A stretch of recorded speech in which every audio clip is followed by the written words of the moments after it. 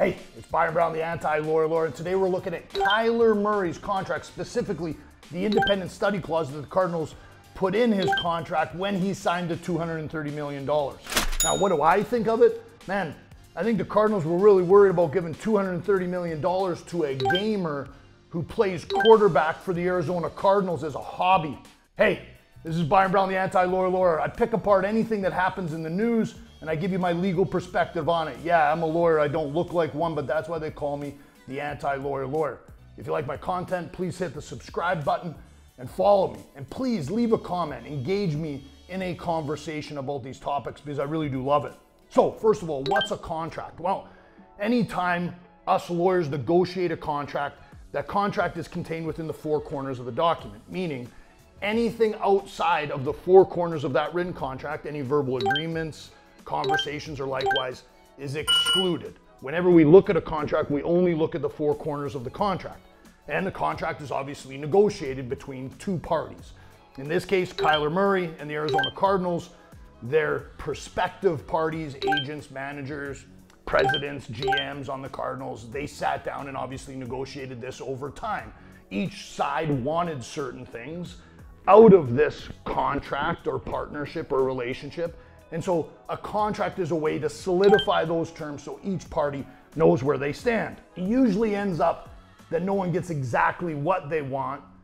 Usually everybody has to compromise to some degree. But at the end of the day, everybody wants protection. Kyler Murray, he wants protection in the form of money, which he obviously got in $230 million. He also wanted guarantees, which he got, and he wanted bonuses, which he got. All of these obviously protect him.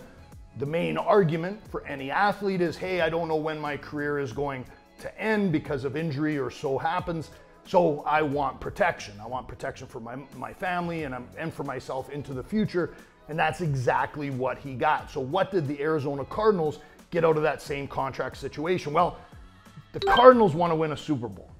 Kyler Murray, yes, wants to win a Super Bowl, but when you look at the driving forces behind this contract, in my opinion, Kyler Murray's reasons are all individual. And I'm not being critical of that, but they're all individual. The Cardinals, they want that team to succeed. They want wins. They want Super Bowls because they got to put fans in those seats. And the more successful they are, obviously the more money they make, and also the more players that they can attract to the city. And the Cardinals wanted production. They wanted Kyler Murray to produce. They obviously aren't going to pay someone $230 million with the idea that they won't be a key or integral factor in winning football games and or winning a Super Bowl. So the Cardinals, they want a team. They're looking at it from that perspective, and they want protection. Protection in the sense of, hey, listen, if we're dishing out all of this money, yes, no one can guarantee us that you are going to win us X number of games, but we want to put things into that contract that give us some reassurance that the money that we're spending is going to good use. So that's why they put in the independent contract clause. Please, if you like the content, please subscribe. Why did the Cardinals put it in there? Well, the only reason the Cardinals put that in there is Kyler Murray's lazy. I believe that.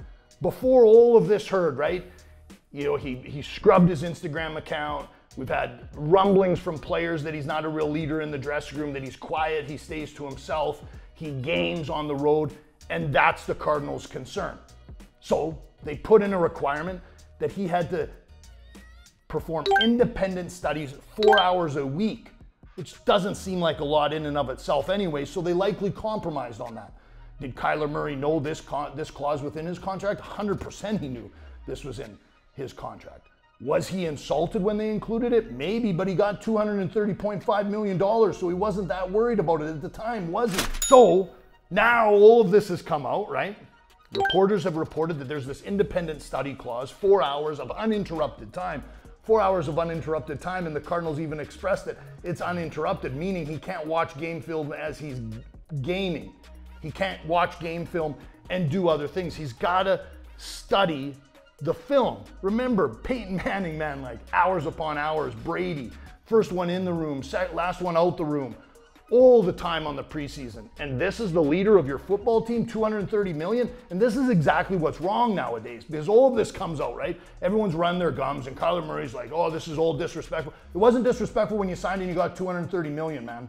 So, you know what? There's obviously some truth behind it, or you and your agents would have made a whole bunch of noise about it during the negotiation process. If it was so patently false, meaning that you had this amazing work ethic, why do we hear any of this in the news? And why would you be offended by it one way or the other? You got $230.5 million.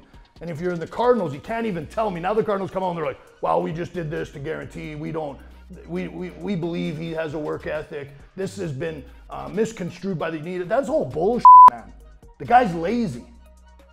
Did Tom Brady have that in his contract? Did Ray Lewis have it in his contract? Did Peyton Manning have it in his contract? Do you think Rice had it in his contract back in the day? Primetime Deion Sanders? No, because the guys produced, man. They were competitive. Everybody saw what they did prior to the games. Everybody saw how they played. Kyler Murray doesn't have that yet, but this is the society we live in. If everybody runs their gums and they complain about, oh, punk, oh man, you've attacked his work. He's got $230 million, man. What's he got to complain about?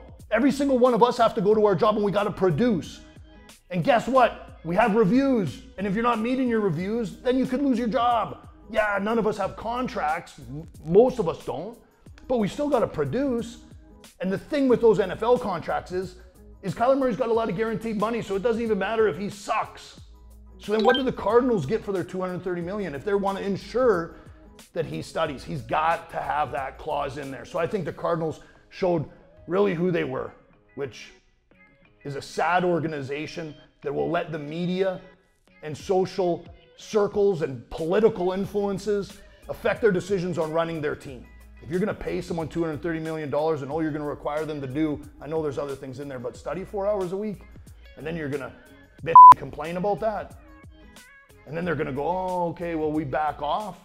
When they negotiated that contract, the Cardinals gave up something for that 4 hours of study time. They gave up more money, they gave up guarantees, they gave up bonuses. And now what? They get nothing for it? I'm sure they're going to say that otherwise, right?